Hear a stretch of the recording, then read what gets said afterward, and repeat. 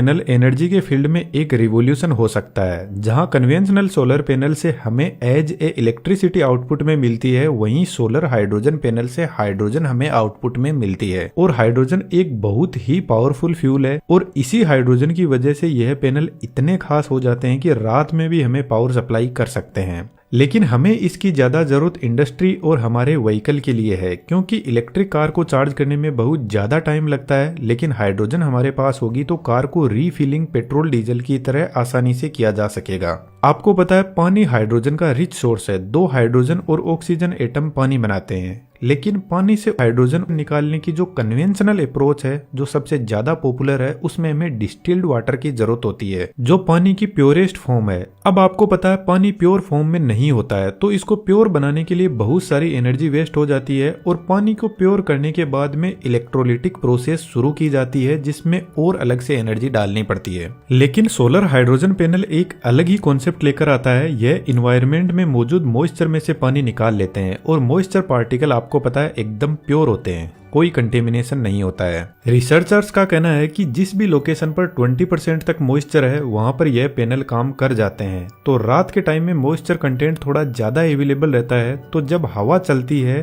तो इन solar panel के अंदर साइड में लगे इन पोर्ट से पैनल के अंदर हवा फ्लो होने लगेगी। यदि पैनल को ओपन करके देखा जाए तो इसमें कुछ ऐसे ट्यूब लगे रहते हैं। इन ट्यूब के अंदर कुछ ऐसी प्रोसेस होती है कि हमें आउटपुट में डायरेक्ट हाइड्रोजन और ऑक्सीजन गैस मिलती है। लेकिन यहाँ पर चैलेंज सबसे बड़ा यह आता है कि एयर में अवेलेबल मॉइस्चर को कलेक्ट कैसे किया जाए। तो इंजीनियर्स ने 2 तरीके निकाले। सबसे पहले हम एक ऐसी कॉपर की कोइल लेते हैं और इस कोइल में यदि ठंडे पानी को घुमाया जाए या फिर कोई ऐसी गैस जो ठंडी हो, तो कुछ टाइम के बाद में एनवायरमेंट में जो अवेलेबल मॉइस्चर है वह इस कोइल के आसपास में चिपकने लगेगी और पानी बनने लग जाएगा। सुनने में बहुत आसान लगता है, लेकिन है नहीं। कोइल में चिल्ड गैस भेजने के लिए हमें पूरा रेफ्रिजरेटर का सिस्टम तैयार करना होगा। Compressor, condenser, evaporator coil, capillary tube, strainer, तब जाकर कोइल को ठंडा किया जा सकेगा। तो यह सिस्टम काफी कॉम्प्लिकेटेड भी हो गया और हाइड्रोजन पैनल में इसको लगाया गया तो मेंटेनेंस बहुत ज्यादा बढ़ जाएगा। और अभी तो हम सिर्फ मॉइस्चर कलेक्ट करने की बात कर रहे हैं, हाइड्रोजन की प्रोसेस तो शुरू ही नहीं हुई। तो इंजीनियर्स ने एक दूसरा तरीका निकाला जो बहुत ही बेहतरीन है।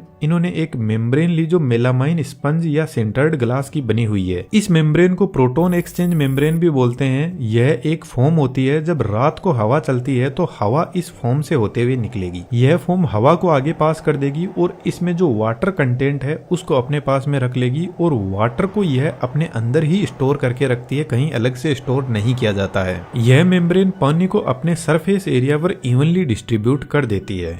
इस फोम के दोनों साइड में 2 लेयर सेट की जाती है, एनोड कैटालिटिक लेयर और cathode catalytic layer. In layer के बीच में थोड़ा सा गैप होता है और साइड में बाइपोलर प्लेट लगी रहती है जो एज ए एनोड और कैथोड का काम करती है। और यहाँ पर जो खाली गैप है उसमें गैस डिफ्यूजन लेयर होती है। जब मॉर्निंग होगी तो सनलाइट सोलर पैनल पर गिरेगी और इलेक्ट्रॉन्स का फ्लो होने लगेगा। जो एनोड कैटालिटिक लेयर है वह इरिडियम की बनी होती है और जब इसको इलेक्ट्रिकल एनर्जी मिलती है तो यह वाटर मॉलिक्यूल को ऑक्सीजन, प्रोटॉन और इलेक्ट्रॉन्स में तोड़ना शुरू कर देती है। जो ऑक्सीजन निकल रही है वह बाइपोलर प्लेट के अंदर जो चैनल बने हुए हैं उनसे साइड में कलेक्ट कर लिया जाता है।